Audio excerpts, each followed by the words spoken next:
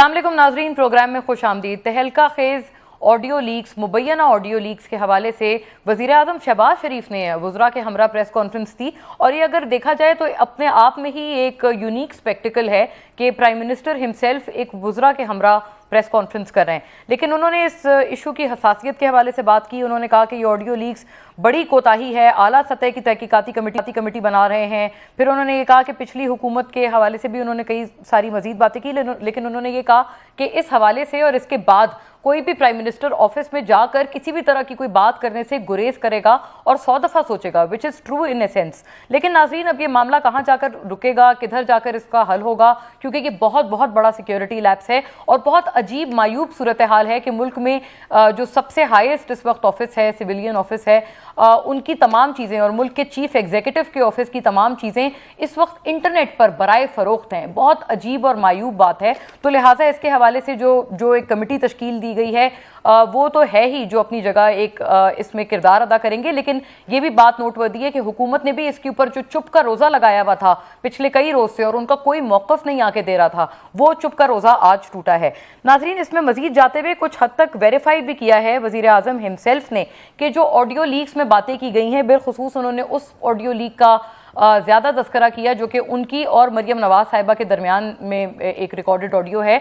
और उसमें वो कह रहे हैं कि वो जो मशीनरी मंगवाने की बात है वो हुई है, लेकिन उसमें उन्होंने उस बात को ज़रा एक्सप्लेन किया। एक्सप्लेनेशन तो उन्होंने दी, लेकिन साथ साथ ये भी वेरीफाई कर दिया कि वो ऑडियो असली है और जिस मकदार में ऑडियो सामने आई हैं गालिबन उसमें ये कहा भी नहीं जा सकता है कि इसमें ये ऑडियोज़ नकली हैं, जो कि अमूमन हमें पता है कि इन तरह के मामलात में किसी भी तरफ से अगर ऑडियो आए तो उसका डिफेंस सबसे एक जो नी जर्क रिएक्शन होता है वो ये होता है कि ये ऑडियो नकली है या फोर्ज्ड है या डॉक्टर्ड है। तो इस तरह की बात नाजरीन इस वक्त नहीं की जा सकती है। ये बड़ी एक्सक्लूसिव इसमें इसकी एक आप समझे डिस्टिंक्शन है इस दफ़ा इन ऑडियो लीक्स की। लेकिन नाजरीन, आगे जाते हुए इसहाक डार साहब का भी मामला उतना ही अहम है, क्योंकि बतौर सेनेटर उन्होंने अब 4 साल बाद के अरसे में उन्होंने 4 साल बाद के फासले के बाद उन्होंने अब ओथ लिया है। बाकायदा सेनेट में बहुत बड़े पैमाने पर शोरो हंगामा बरपा हुआ, पीटीआई के सेनेटर्स की तरफ से एहतजाज हुआ, सिक्योरिटी पर्सनल तक को बुलाना पड़ा इस सिचुएशन को कंट्रोल या कंटेन करने के लिए। और नाजरीन, बहैसियत सेनेटर तो इसहाक डार साहब ने हल्फ ले लिया है, लेकिन जब वो आज सुबह एहतसाब अदालत पेश हुए तो एहतसाब अदालत के जज कोइंसिडेंटली आज छुट्टी पर थे, जिस वजह से वो मामला अदालत में उस तरह से आगे नहीं बढ़ पाया। लेकिन कहा जा रहा है नाजरीन, और इसहाक डार साहब ने भी आते के साथ ही ये बात की, उन्होंने कहा मेरे आते के साथ ही मुल्की कर्जों में कमी आ गई है, क्योंकि डॉलर की कदर में हमें गिरावट नजर आई है as compared to the Pakistani rupee, या अगर हम बेहतर तरह से इसको एक्सप्लेन कर पाएं तो पाकिस्तानी रुपया मुस्तहकम हुआ है। और उन्होंने कहा 10 रुपए तक गुज़िश्ता जो दिन हैं उनमें पाकिस्तानी रुपए की कदर में इस्तेहकाम आया है। तो वो कहते हैं इसी की वजह से जो बैरूनी कर्जे हैं हमारे, मेरे आते के साथ ही उसमें बेहतरी आई है। तो क्या डॉलर जो इसहाक डार साहब से डर गया, इसके ऊपर भी बात करेंगे। लेकिन इमरान खान साहब सरापा एहतजाज नजर आते हैं। आज भी जब पेशावर में उन्होंने तकरीर की, उन्होंने कहा कि मुल्क में जो मुल्क के मुहाफिज हैं, ये भी बड़ा नोटवर्दी सेंटेंस है खान साहब का, उन्होंने कहा वो भी खामोश रहे और तमाम लोग जो हैं उन्होंने रास्ता नहीं रोका इसहाक डार साहब का, लेकिन अपने आप को मुखातिब करते हुए उन्होंने कहा कि आपका भाई इसहाक डार साहब का रास्ता रोकेगा, इसहाक डार का रास्ता रोकेगा। इन तमाम अमूर पे नाजरीन बात करेंगे और ये जो बड़ी तहलका खेज ये जो ऑडियो लीक्स हैं इनके ऊपर भी बात होगी। लेकिन इसमें एक बड़ी हालिया अपडेट है जो इंटरेस्टिंग है। वन ऑफ द अकाउंट्स जो कि इन तमाम ऑडियो को लीक कर रहा था या फिर इंटरनेट पर डाल रहा था, ट्विटर पर डाल रहा था, उनकी तरफ से अगर हम वो ट्वीट प्ले कर पाएं, अभी कुछ देर पहले की ये ट्वीट है नाजरीन, जिसमें ये कहा गया है कि audio update, audio leak thread on hacking forum has been closed, the hacker who posted audio leaks has also been inactive for more than 24 hours now. You are most likely not getting any new audio leaks. Party is over. Get back to your jobs now. क्या वाकई party over है और क्या वाकई कोई settlement हो गई है? क्योंकि एनएससी की मीटिंग इसके ऊपर जो थी, अब तो बताया जा रहा है कि वो कल होगी, लेकिन क्या इसकी वजह से ही इसको डेफर किया गया है? फौरी तौर पर गेस्ट का रुख करते हैं और इसमें सियासी एज वेल एज जो इंडिपेंडेंट पर्सपेक्टिव्स हैं उनको शामिल गुफ्तगू करते हैं। जनाब फ़ारूक हबीब नाजरीन मुझे ज्वाइन कर रहे हैं, पाकिस्तान तहरीक इंसाफ से, स्टॉलवर्ट हैं, अपनी जमात के साबिक वज़ीर हैं और अपनी जमात के बिहाफ पे इंफॉर्मेशन को वैसे भी देखते हैं। वेलकम ऑन बोर्ड फ़ारूक हबीब साहब, शुक्रिया आपकी मौजूदगी के लिए। नाजरीन, हिना परवेज़ भट्ट साहिबा मुझे शॉर्टली ज्वाइन करेंगी, आई एम बीइंग टोल्ड। आप भी स्टॉलवर्ट हैं पाकिस्तान मुस्लिम लीग नून की और हुकूमत का तमाम मौक़िफ़ इन उमूर पे हमारे साथ रखेंगी। और नाजरीन, जनाब मुनीब फ़ारूक हमें अपने तमाम तर तज्जिए तबसरे के साथ ज्वाइन कर रहे हैं इन तमाम मामला पे। आपको भी बहुत खुश आमदीद Munib sahab. Hina sahiba will shortly join us as well. Farrukh Habib sahab, आपको खुश होना चाहिए मुल्की मफाद में कि US डॉलर इसहाक डार साहब से डर गया, आप लोग इस पर एहतजाज क्यों कर रहे हैं? इसहाक डार साहब से तो मेरे ख्याल में पाकिस्तानी कौम को डरना चाहिए कि पहले मिफ्ता इस्माइल जो हैं वो काबिल नहीं थे, अब इसहाक डार आ गए हैं। इसहाक डार का मैं थोड़ा माजी आपको बताना चाहता हूँ कि ये इसहाक डार थे जो कि पाकिस्तान का करंट अकाउंट डेफिसिट जो है वो 20 अरब डॉलर पे छोड़ के गए थे, और आपके जो मुल्क के फॉरेन रिज़र्व से वो तकरीबन 7 अरब डॉलर पे रह गए थे, और मुल्क बैंक डिफ़ॉल्ट पे खड़ा था 2013 से लेके 2017 आखिर तक जो है ये मुल्क के वज़ीर ख़जाना थे। और ये भी इन्हीं का कारनामा है कि ये उस वक्त के वज़ीर आज़म शाहिद खाकान अब्बासी के जहाज़ पर मुल्क से फ़रार हुए थे।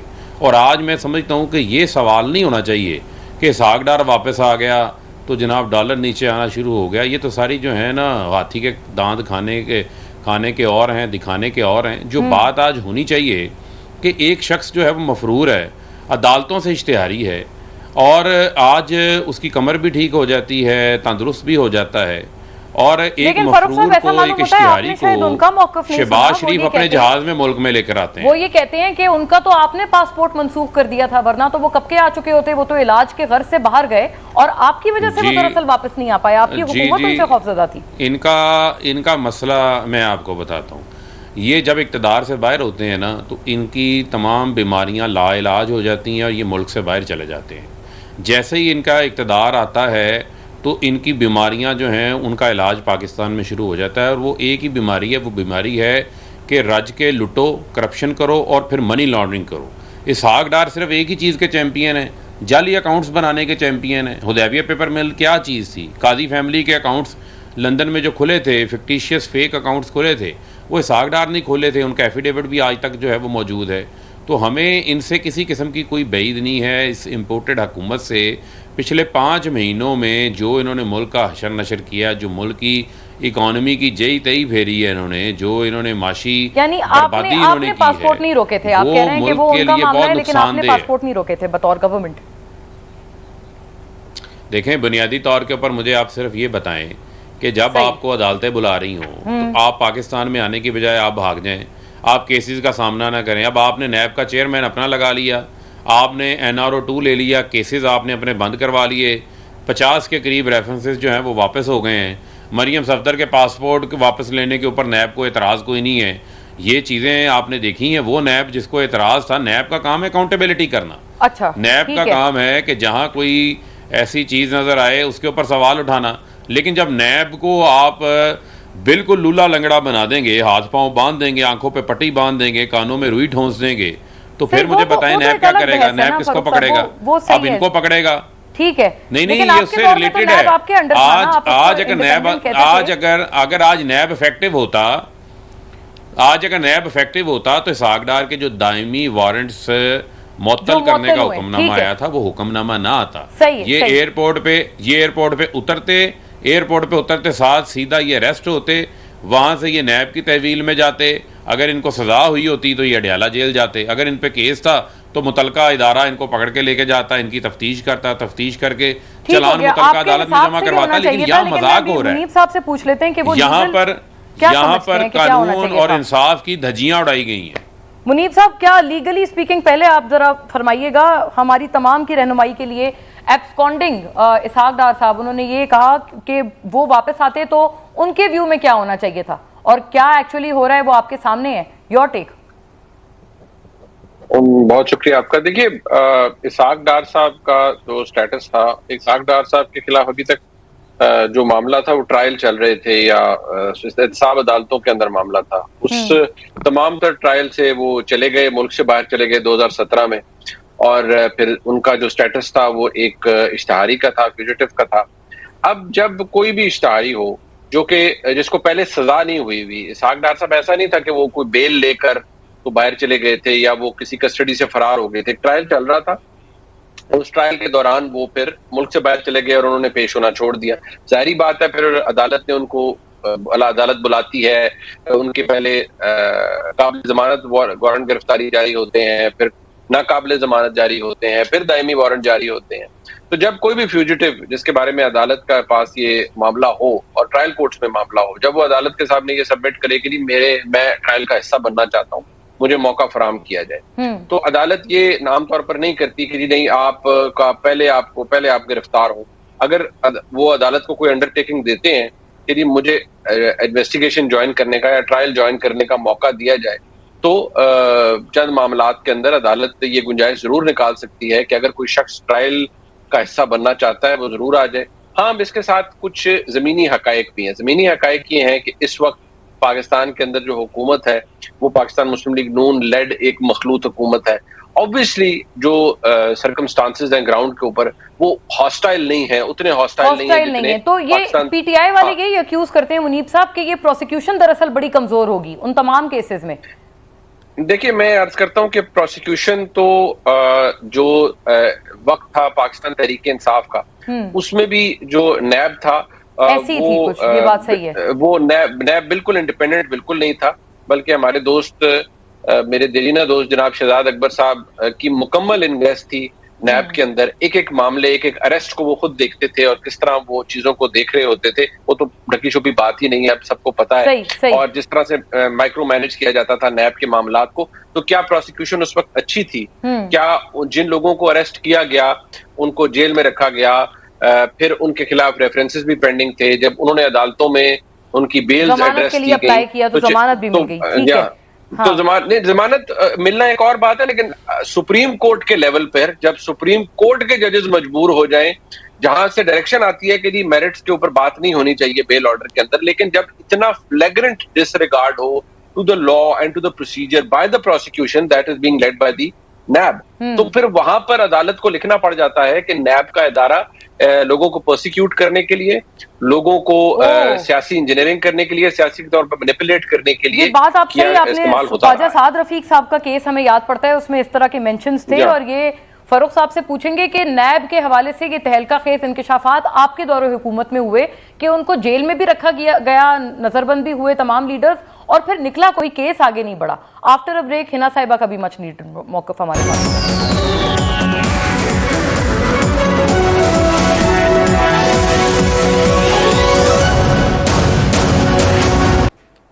वेलकम बैक नाजरीन। हिना साहिबा, आपकी तरफ स्ट्रेट। एक तो ये ऑडियो लीक्स वाले मामले पर भी ये जो इंकशाफात हैं इनके ऊपर भी ज़रा फरमाइएगा। और अभी ज़ाहिर है फ़रूख साहब ने इससे पहले जब बात की तो उन्होंने डार साहब के हवाले से कहा शदीद ज़ाहिर है सरापा एहतजाज है पीटीआई, और खान साहब आज कह चुके हैं कि वो रोकेंगे रास्ता। दरअसल इसहाक डार का कोई भी नहीं रोक रहा, मुल्क के मुहाफिज भी नहीं रोक रहे, लेकिन वो रोकेंगे। और जो ऑडियो लीक्स में जो मरियम नवाज साहिबा ने बात की है सेहत कार्ड के हवाले से, वो ज़रा सुनिएगा, उस पर जवाब फरमाइए। नहीं समझते हुए क्रेडिट कार्ड है उसको आपको बिल्कुल नहीं करना चाहिए। इमरान के पास अगर खाने के सिवाय हेल्थ कार्ड की कुछ जी हेल्थ कार्ड बंद करवाया जाए क्योंकि पीटीआई के पास हेल्थ कार्ड के अलावा दिखाने के लिए कुछ नहीं। हिना साहिबा। बिस्मिल्लाहिर्रहमानिर्रहीम। Thank you Mona. सबसे पहले तो बिल्कुल इसहाक डार के आने से एक तो आपने देखा कि पाकिस्तान के बहुत से लोगों को, ताजरों को, बैंकर्स को कितनी खुशी हुई। आपकी स्टॉक मार्केट में इम्प्रूवमेंट आई और डॉलर में इम्प्रूवमेंट आई। तो एक तरफ जो खुशी हो रही है लोगों को कि पाकिस्तान की इंशाअल्लाह ताला इकॉनमी जो है वो बेहतर हो जाएगी, दूसरी तरफ से बहुत से लोगों को, स्पेशली पीटीआई वालों को, इमरान खान साहब को बड़ा सदमा लगा। तो अभी तो बिल्कुल इसहाक डार साहब वापस आए हैं, इकॉनमी रिवाइव होएगी, और वो टाइम जब नवाज शरीफ साहब आएंगे तो पता नहीं इनका क्या हाल होएगा। पहली बात। दूसरी बात, आपको पता है ऐसा भी होने वाला है जी बहुत जल्द इंशाल्लाह ताला। अभी इनको सदमे, अभी चीखे निकलने का टाइम हुआ, अभी सदमे इनको और लगने हैं। अभी तो पहला जो है वो चीज़ स्टार्ट हुई है। दूसरी बात मैं उसी से बिल्ड करूंगी कि देखें आपने in the 3.5 years last Imran Khan साहब के टेन्योर में देखा कि किस तरह इन्होंने नैब को यूज़ किया था आर्म ट्विस्टिंग के लिए। किस तरह जो एक चेयरमैन था नैब, उनके अदारों को इन लोगों ने ब्लैकमेल किया और अपने ओपोनेंट्स को पॉलिटिकली विक्टिमाइज किया। चाहे आप एहसन इकबाल का केस देख लें, चाहे आप शाहिद खान अब्बासी देख लें, चाहे आप all the PMLN Saad Rafique साहब का, उस पर अदालतों ने भी कह दिया कि NAB is used for political arm twisting. तो जितने भी हमारे लोग हैं उनके ऊपर केसेस जो थे नैब ने जाली बनाया। अब इसाक डार साहब आए हैं, उनकी टेम्पररी जो वारंट है वो गिरफ्तारी का ख़त्म हुआ है, वो आके अपने यहाँ केसेस जो हैं वो फेस भी करेंगे। लेकिन आपको पता है कि जिस तरह लोगों का कॉन्फिडेंस होता है इसाक डार साहब पे, लोगों को आपने पहले भी देखा कि उन्होंने जब व्हेन ही लेफ्ट पाकिस्तान तब। अच्छा हिना साहिबा, एक बात जरूर बताइएगा प्लीज कि मिफ्ता साहब के हवाले से भी तो वो कह रहे हैं ना, क्या मिफ्ता साहब ठीक काम नहीं कर रहे थे बतौर वजीर खजाना, जो उनको हटाकर आपको इसाक डार साहब को लाना पड़ा?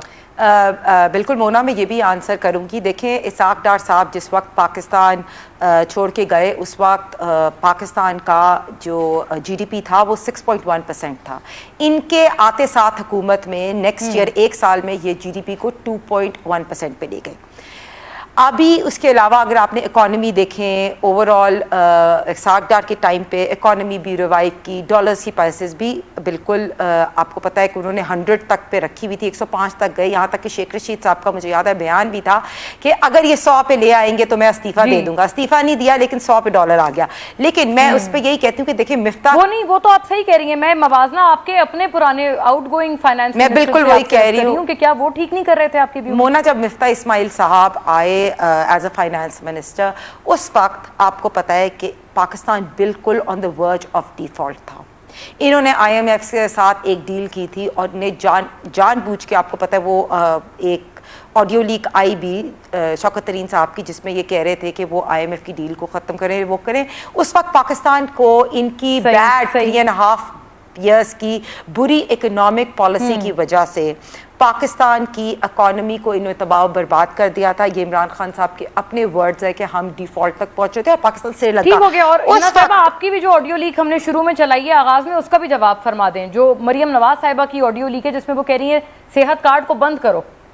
देखिए मोना, देखिए फर्स्ट ऑफ ऑल पहली तो बात है कि ये नेशनल सिक्योरिटी ब्रीच होती है इस तरह की ऑडियो लीक्स। कहीं भी जहाँ मैं किसी भी इस चीज़ को प्रमोट नहीं करती, और उसके लिए बड़ी अच्छी बात है कि नेशनल सिक्योरिटी का इजलास भी तलब हो रहा है। वज़ीर आज़म शहबाज शरीफ साहब ने एक JIT भी बना दिया और IB की और ISI की रिपोर्ट्स भी काफ़ी कुछ सामने आ गई हैं और आपको पता है एविडेंस बिल्कुल। दूसरी बात आना भी चाहिए और मजीद भी आना चाहिए। दूसरी बात जो कंटेंट है उसकी कंटेंट पे मैं बात कर रही हूँ।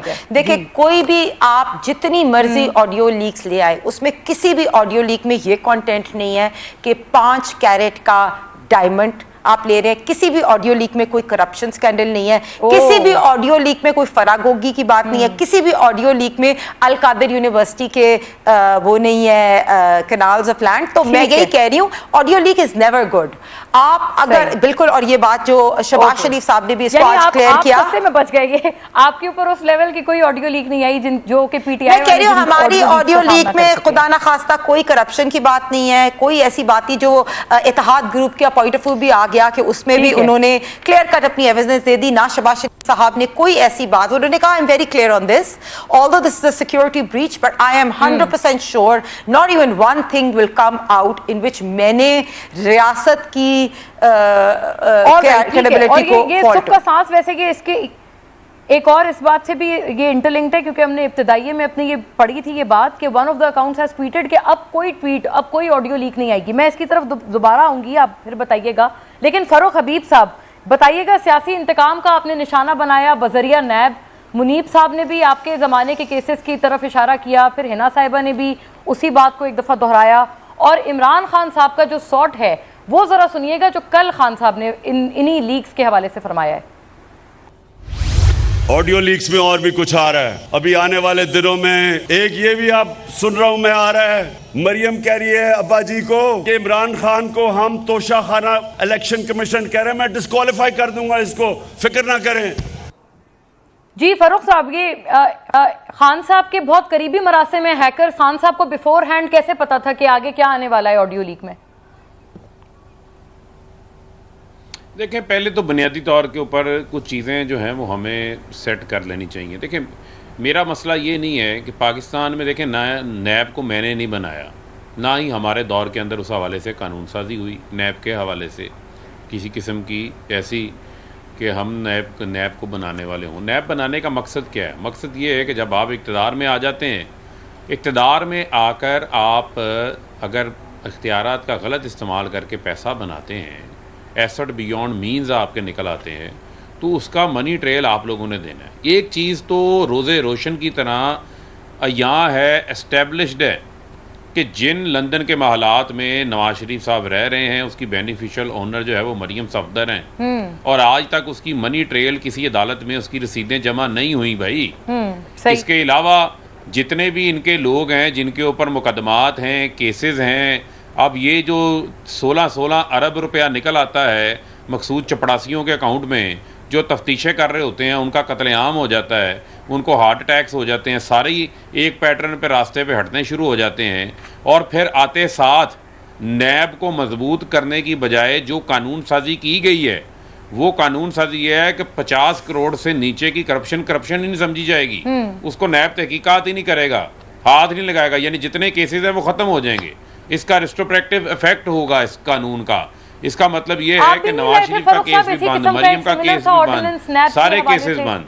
आपके बिल्कुल लास्ट मंथ्स ये जो नो कॉन्फिडेंस से पहले आप भी तो लाए थे ना जिसमें आपने पर काटे थे नैब के। हमारे दौर में सुन लें, नहीं पर काटने का नहीं मामला, हमारे दौर में कोई ऐसा नहीं आया कानून जिसमें हम 34 शिक्के फैटफ के बिल की तरह इनके दौर के अंदर ले आए हों। दूसरी बात यह है, ये जो ऑडियो लीक्स के ऊपर बात करते हैं, मामला क्या है, एक ऐसा मुल्क के अंदर नलायक वज़ीर आज़म ला के बैठा दिया है जो अपनी सिक्योरिटी को मैनेज नहीं कर पा रहा, जो उनकी अपनी कन्वर्सेशन है वो उसको मैनेज नहीं कर पा रहा। अच्छा। वो मुल्क जो कि एक, मैं उस तरफ मैं वो एक सेंसिटिव बात की तरफ मैं जाना नहीं चाहता, लेकिन ये पाकिस्तान के तमाम सिक्योरिटी के इदारों को मालूम होगा इसका कि ये इसके ऊपर फिर इस नलायक वज़ीर आज़म की हालत ये है कि जिसकी अपनी कन्वर्सेशन जो है, जो साजिशें वहाँ बैठ के वो रचा रहा था, वो दुनिया में ज़ुबानें ज़दाम हुई हैं।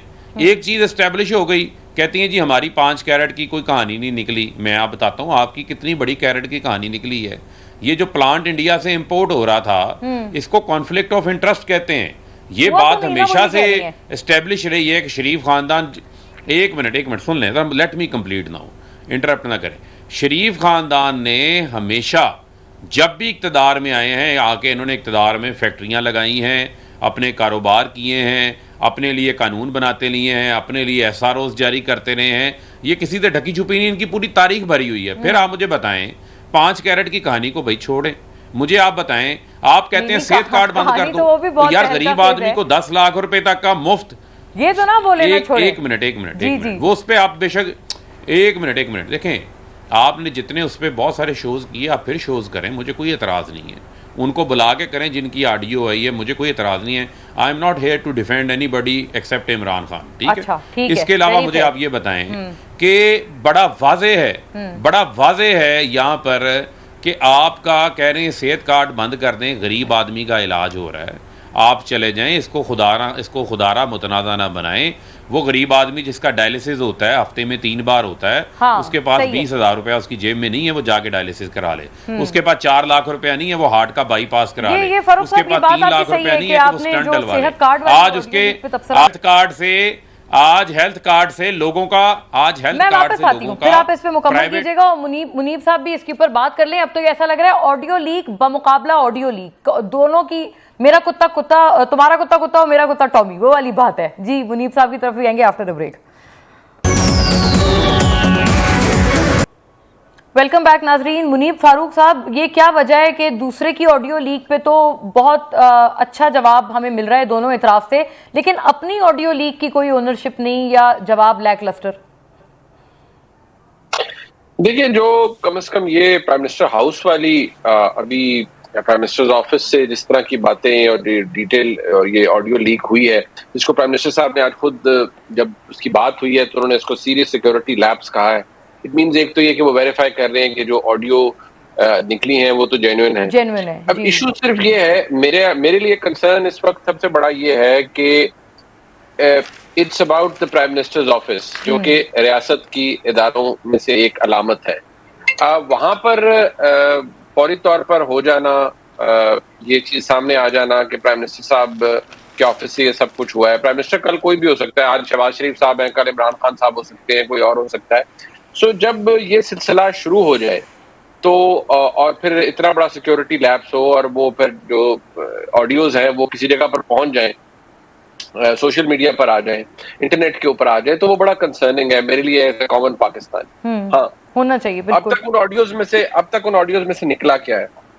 देखिए, मुझे ज़ाती तौर पर अफसोस है कि अभी जो ये हेल्थ कार्ड वाली बात हो रही थी, ये तो खैर नहीं होनी चाहिए, और ये बड़ा अफसोस कौन है। और मुझे लगता है कि शायद सियासत के सीने में कहा जाता है दिल नहीं होता, तो शायद फिर इसी वजह से कहा जाता है कि एक ऐसी फैसिलिटी जो कि एक पाकिस्तान का आम शहरी एंजॉय कर रहा है या उसको मिल रही है आज के हालात के अंदर, तो मेरे ख्याल है उस पर तो सियासत के पे नहीं होनी चाहिए, और ये बात किसी तौर पर भी इसकी कोई जस्टिफिकेशन निकल ही नहीं सकती, और मेरे ख्याल में किसी को निकालनी भी नहीं चाहिए। हाँ, दूसरी ये कि जी वो मरीम नवाज शरीफ साहिबा के दामाद के हवाले से जो बात है, अब उसकी अगर पेपर ट्रेल फॉलो की जाए तो कुछ जो 60% के करीब जो मामलात हैं उस प्लांट के वो बताया जाता है, जो पेपर ट्रेल कहती है कि वो 2020 में आ गए, फिर इंडिया के साथ जो ट्रेड है वो रुका हुआ है पाकिस्तान का। मैं इस बात से रिलेट करता हूँ क्योंकि हम पाकिस्तान के अंदर रहते हैं, I have a rural background, जो बहन बेटियों वाले होते हैं उन पे दबाव ये जरूर होता है कि हमारा दामाद का बहुत, हाँ, दामाद का ख्याल, वो रिलेटेबल सी चीज है, मेरे लिए वो कोई अचंभे की बात नहीं है। हाँ, अगर उसके अंदर ये बात सामने आती कि जी वो कॉन्वर्सेशन में ये हो जाता है कि नहीं जी ये तो कम वोट में ये रूल को तोड़े और ऐसी की तैसी और ये करें, वो उतना डैमेजिंग मुझे अभी तक नहीं लगता जो अब तक की मेरे सामने आई है। मुझे नहीं लगता कि वो इतना डैमेजिंग है किसी के लिए भी कि जी वो उससे कोई हुकूमत पलटी जाए या उससे कुछ ये हो जाए। जहां तक जो इमरान खान साहब के वक्त में वो ऑडियोज आई, देखिए वो भी ऑडियोज ऐसी हैं कि जिनके ऊपर ना किसी ने कोई इन्वेस्टिगेशन की, ना कोई उसका कोई डॉट कनेक्ट होते हैं। बहुत सारी बातों के तो आप ये कह सकते हैं कि हाँ जी ये बात जाहिर होती है कि इनका ताल्लुक फलाने से था, फलाने का ताल्लुक फलाने से था, लेकिन वो विदाउट एविडेंस हम उसको जस्टिफाई नहीं कर सकते। ये तो हुकूमत की लैब्स है ना यहाँ पर कि हुकूमत ने उनके ऊपर उस तरह से छानबीन नहीं कराई, एक मीडिया ट्रायल सा नजर आता है। चाहते हैं वो उसकी एक वजह ये भी है कि उसके अंदर जो लोग प्राइवेट इंडिविजुअल इन्वॉल्व हैं उनके ताल्लुकात दोनों साइड पर है, यानी वो पाकिस्तान तहरीक इंसाफ की क्या फरा साहिबा की जो बात है, बिल्कुल हाँ, और नहीं मैं और जो मतलब अगर जो ऑडियो आई थी वो मेरे ख्याल में मलिक रियाज साहब की और उनकी साहबजादी की ऑडियो थी और वो आपस में बाप बेटी गुफ्तगू कर रहे थे। अब उनके ताल्लुकात अगर इमरान खान साहब के साथ है तो फिर जारी बात है ताल्लुकात। अच्छा, इस वजह से दरअसल ये तो हाँ राइट मुझे जमा लगता है कि शायद इसीलिए उसकी कोई इन्वेस्टिगेशन हो ही नहीं सकती। ठीक है, अच्छा, हिना साहिबा ने भी क्योंकि रिस्पॉन्ड करना है, उनकी बात भी है और फरूख साहब की। आफ्टर अ ब्रेक नाजरीन, I am being told, break, sharp break.